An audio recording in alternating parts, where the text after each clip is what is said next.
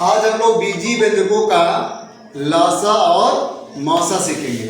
जैसे आप संख्याओं का महत्तम समवर्तक और लघुत्तम समापवर्त सीखे हैं, आज हम लोग बीजी व्यंजकों का सीखेंगे। तो देखिए यहाँ पर एक प्रश्न है, 12x power 4 y power 2 z power 3 तथा 30x power 3 y power 4 z power 2 का महत्तम समापवर्तक क्या होगा, यानी ग्रेटेस्ट डिवाइजर सबसे बड़ा विभाजक क्या होगा, और लौसक लघुत्तम समापवर्त क्या होगा।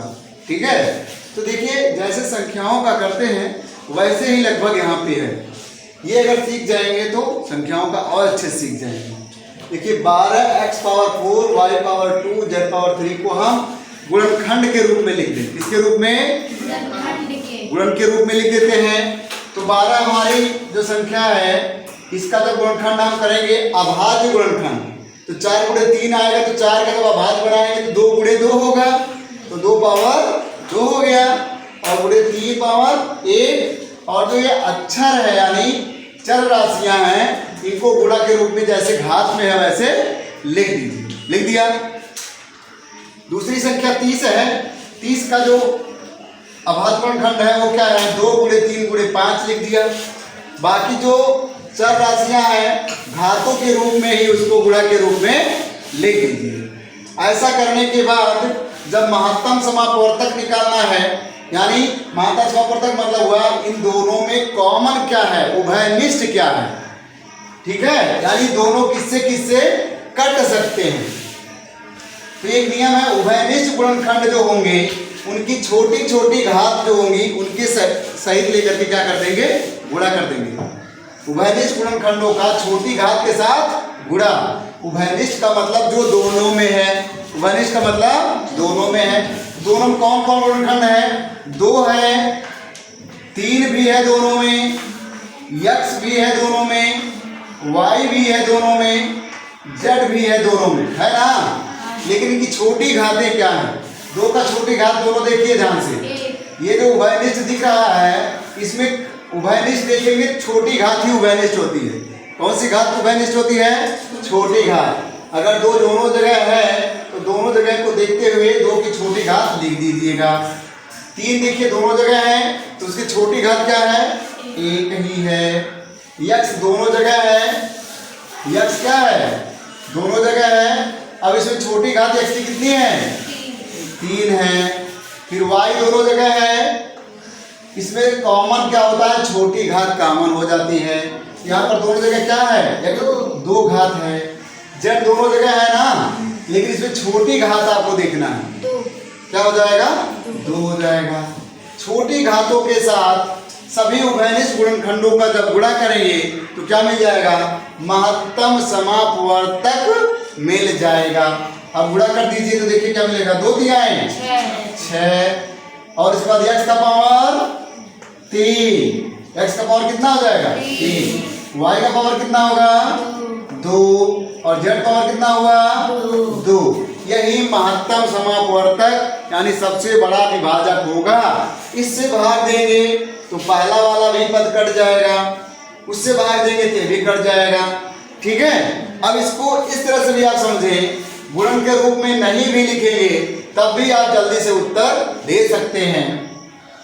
इसमें पहले अंकों को ध्यान से देखिए। जो यहाँ पर अंक है ये 12 और 30, इनका जो मौसा होगा वो अंक के रूप में मौसा आएगा। तो 12 और 30 का मौसा क्या होता है? 6 होता है। अब देखिए उसके बाद क्या लिखना होता है, इन दोनों में ध्यान से देखिए। x दोनों जगह है तो छोटी घात लिख दीजिए, x पावर 3 यानी x क्यूब हो गया। y दोनों जगह है तो y की छोटी घात लिख दिया, y स्क्वायर हो गया। z दोनों जगह है तो z की छोटी घात लिख दिया, z स्क्वायर हो गया। तो आसानी से यहाँ गुणा के रूप में ना भी करें तो यहाँ अगर आपको पहले से मौसा मालूम है 12-30 का मौसा लिख दिया जाए 6 होगा। बाकी छोटी छोटी घात के साथ जो दोनों में है गुणनखंड उनका गुणा कर दीजिए, उत्तर आ जाएगा। तो मौसा निकल गया। लौसा निकालने के लिए क्या करते हैं हम लोग? इसमें उभयनिष्ठ गुणनखंड देखते हैं, लेकिन इसमें सभी तरह के गुणनखंड देखते हैं। कितने तरह के? सभी तरह के। तो सभी तरह का मतलब जो उभयनिष्ठ है वो और जो नहीं है वो। इसमें सभी तरह के गुणनखंडों का क्या करेंगे, गुणा। तो इसमें कौन कौन तरह के गुणनखंड है, हमारे पास 2 है गुणनखंड, 3 है गुणनखंड, 5 भी है, x भी गुणनखंड है, y भी गुणनखंड है और z भी गुणनखंड है। इतने तरह के गुणनखंड है, इतने तरह के है ना यहाँ पे गुणनखंड। तो 2 का जो है यहाँ बड़ी घात देखना है। कौन सी घात, बड़ी घात। तो 2 की बड़ी घात क्या है, 2 है। 3 का बड़ी घात 1 ही है, दोनों में समान है। 5 की बड़ी घात 1 ही है और कोई घात नहीं है, वही है। x की बड़ी घात 4 लगा देंगे, y की बड़ी घात 4 लगा देंगे, z की बड़ी घात 3 लगा देंगे। कुल जब गुणा करेंगे तो क्या आ जाएगा, देखिए 2 का वर्ग 2 दूना 4, 4 दिया है 12 पाँचे 60 हो गया। अब x की घातों, x y z को घातों के साथ लिख दीजिए। x पावर 4, y पावर 4 और z पावर 3 यानी z क्यूब। यही लसा इस तरह से संख्याओं का भी गुणनखंड के रूप में देता है और उसे लसा और मासा निकालना होता है। यही नियम प्रयोग करेंगे, आइए उसे भी हम समझते हैं। आइए देखिए, दूसरा बहुत ही महत्वपूर्ण प्रश्न है। इसमें संख्याएं दी गई हैं ठीक अभाज्य गुणनखंड के रूप में। किसके रूप में, अभाज्य गुणनखंड के रूप में। पहली संख्या दी गई है 2 cube into 3 square into 5 power 1 तथा दूसरी संख्या दी गई है 2 पावर 4 गुणे 3 पावर 1 गुणे 5 पावर 2 यानी 5 स्क्वायर का मौसा निकालिए और लौसा निकालिए। एकदम बीजी व्यंजक की तरह ये भी लेंगे। देखिए पहली संख्या और दूसरी संख्या का क्या दिया हुआ है, अभाज्य गुणनखंड दे दिया। आपको गुणनखंड करने की जरूरत नहीं है। तब क्या करना है, ध्यान से देखिए। जब मौसा निकालना है तो आपको बताए हैं उभयनिष्ठ गुणनखंडों का छोटी घात के साथ गुणा कर देंगे। कैसी, छोटी घात के साथ गुणा। और उभयनिष्ठ क्या होते हैं, जो दोनों जगह हो, जो दोनों या 3 संख्याएं दी है तो तीनों संख्याओं में होना चाहिए। यहाँ देखिए 2 है दोनों में ना, यहाँ 2 भी लेंगे, 2 गुणे 3 लेंगे, 3 भी उभयनिष्ठ है, 5 भी उभयनिष्ठ है, लेकिन छोटी छोटी घातों के साथ। तो 2 का छोटी घात क्या है, 3 है। 3 का छोटी घात क्या है, 1 है। 5 का छोटी घात क्या है, 1 है। इसको गुणा करेंगे तो क्या मिल जाएगा, लसा कि मौसा, मौसा मिलेगा। छोटी घात के साथ गुणा करेंगे क्या मिलेगा, मौसा। तो मौसा यानी महत्तम समापवर्तक निकला, सबसे बड़ा विभाजक निकला। इसको गुणा करेंगे उत्तर आ जाएगा ना। तो 2 का 3 पावर क्या होता है, 8 गुणे 3 गुणे 5, 8 पचे 40 तिया 120। क्या आ जाएगा महत्तम समापवर्तक 120। अब आइए लघुत्तम समापवर्तक को समझें। लघुत्तम समापवर्तक मतलब वो जो संख्या होती है बड़ी छोटी छोटी वो संख्या है जो दोनों से विभाजित होती है। लेकिन यहाँ नियम आपको हम क्या बता दिए, जब गुणनखंड पहले से दिया हुआ है तो लघुत्तम समापवर्तक निकालने के लिए क्या करना है बेटा, सभी तरह के गुणनखंडों का बड़ी घातों के साथ गुणा। तो सभी तरह के मतलब कितने तरह के हैं इसमें, तो इसमें 2 भी आया है, 5 भी आया है, 2 आया है, 3 आया है, 5 आया है। और भी कोई अगर होता जो दोनों जगह नहीं होता तब भी उसको हम यहाँ लिख लेते ना। शर्त ये है कि सभी तरह के गुणनखंडों को लिखिए और उसको बड़ी बड़ी घात जो भी दिखाई पड़ रही है उसके साथ घात लगा करके क्या कर दीजिए, गुणा कर दीजिए। तो 2 का सबसे बड़ा पावर क्या लगा बेटा, क्या लगा 2 का सबसे बड़ा घात, 2 का बड़ा घात क्या मिला है यहाँ पे देखिए 4 मिला है, 4 लगाइए।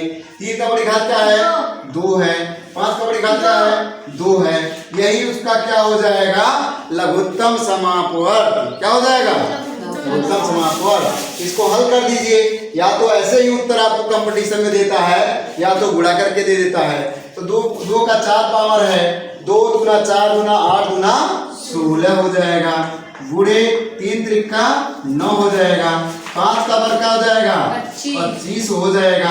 अब इसको क्या करना है, गुणा। इसमें गुणा करने में भी आपको थोड़ी सी स्मार्टनेस दिखानी चाहिए। 25 का जब सम संख्या में गुणा करते हैं तो 0 आने लगता है। 25 का जब 16 में गुणा करेंगे तो क्या आ जाएगा, 400 आ जाएगा। क्या आ जाएगा, 400। और 9 का गुणा कर दीजिएगा तो 4 9 36 हो जाएगा और 2 0 आगे लगा देंगे तो लघुत्तम समापवर्त क्या आ गया 3600 यानी 3600 आ गया। इस तरह से जब पहले से गुणनखंड करके देता है तो आपको गुणनखंड करने की जरूरत नहीं है, उसमें नियम देखना है। मौसा निकालने के लिए जो उभयनिष्ठ गुणनखंड है अर्थात दोनों जगह जो दिखाई पड़ रहे हैं छोटी घातों के साथ गुणा कर देना है, और लसा निकालने के लिए जो दोनों जगह हो या नहीं हो उसमें देखना सभी तरह के गुणनखंड, यानी सभी तरह मतलब 2 है 3 है 5 है और कोई भी होता तो उसको भी यहाँ हम लिख लेते, इसमें बड़ी बड़ी घातों के साथ लगा करके क्या कर देते गुणा कर देते तो क्या मिल जाता लघुत्तम समापवर्त मिल जाता है। तो इस तरह से प्रश्नों को हल करिए।